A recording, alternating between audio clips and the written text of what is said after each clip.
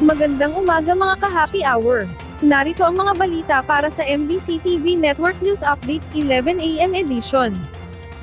Inisyatibo ng Marcos Administration para sa mga kababaihan, nagbunga ng maganda para sa Pilipinas. Ikinatuwa ng palasyo ang Estado ng Pilipinas sa larangan ng pagbibigay ng halaga sa mga kababaihan.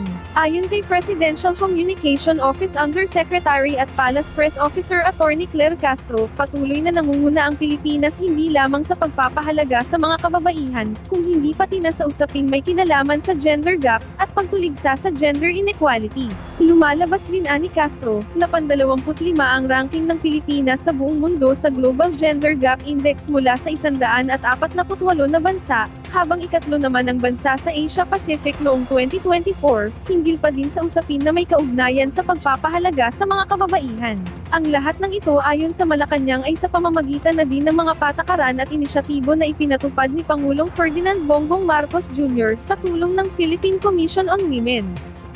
Patuloy na nangunguna ang Pilipinas sa pag-close ng gender gap, sa pagtuligsa sa gender inequality, at sa pag-empower sa mga kababaihan. Samantala, panibagong bawas presyo sa mga produktong langis, ipinatupad. Magkakasabay na nagpatupad ang mga kumpanya ng langis ng bawas presyo sa kanilang produkto.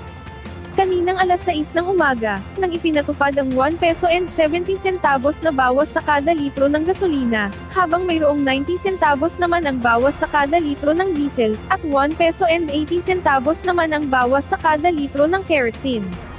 Ayon sa Department of Energy, na ang nasabing bawas presyo ay dahil sa pagtaas ng US oil inventory. At yan ang mga balita para sa MBC TV Network News Update 11 AM edition. Abangan ang mga susunod na balitaan mamaya para sa 2 PM edition.